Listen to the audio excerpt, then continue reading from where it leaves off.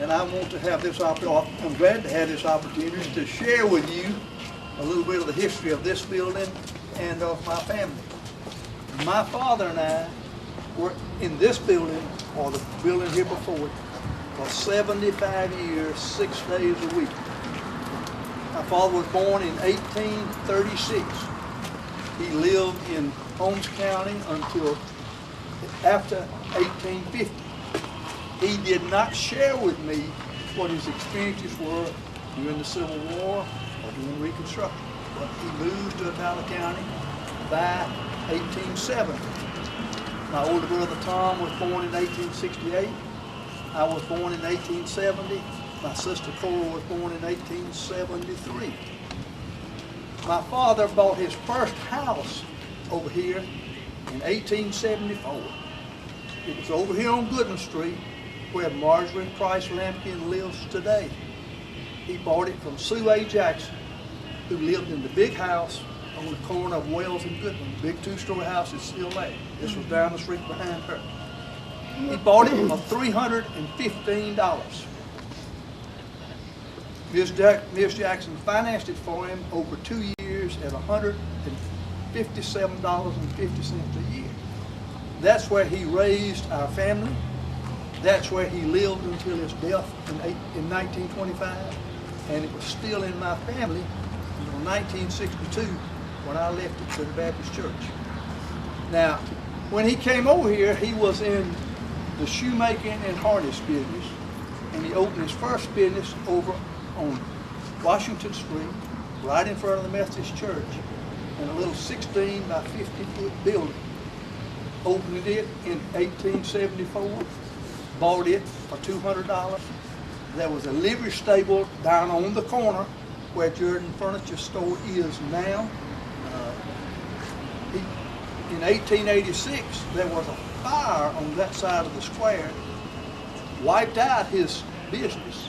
At that time, he came home and started renting the facility here from the Rimmers. Now, his daughter was married to some of the Rimmers, so he rented from them.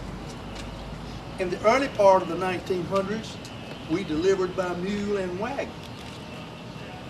During the Depression, things got pretty hard, and I had to extend a lot of credit. But with God's help, we got through the Depression. We didn't go under like the Kosciusko Bank, which you just passed, it was right here on this vacant lot, or the Guarantee Bank, which was down here where the City Hall is, but we made it through. Over here, I got 2 pictures you can look at when you're through. One is of the building as it existed before 1925, when it was a wooden building.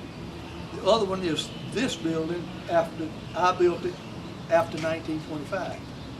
You will note in the old building, there is a livery stable right next door. I'm interested to see whether I have anybody show up today who can remember that livery stable. I'm waiting on Emmett Atwood. He may be the best shot I got. Emmett's 88. He's coming around. I bet he don't, because Jimmy Roby don't remember it. He's 88. And Jimmy's father had the business right down the hill. And Jimmy worked in the Shanks in the 1940s. The 2 women are in the picture are Ellen's mother and Inez Nowell, both of whom were nieces of Mr. Shanks. Now, he provided income for his job sources for his nieces in the 1930s. In the 1940s, when Jimmy Roby worked here, he started delivering with a pickup truck.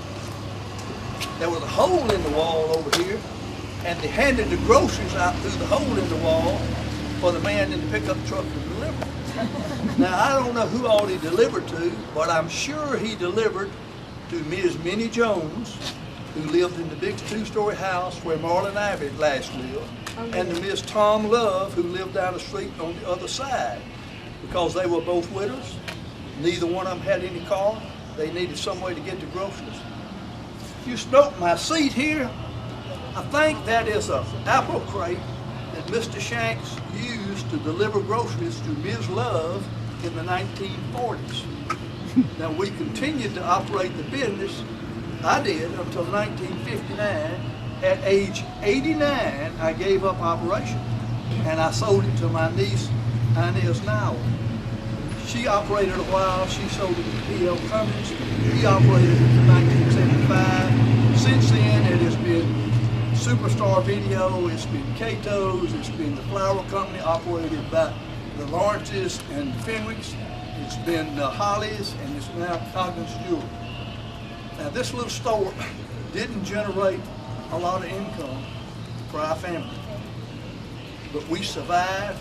Wouldn't be the kind of income most of you expect today, but we are thankful for what the community did and the way it supported us for 2 generations in 75 years. Now, if you got any questions, I'll be glad.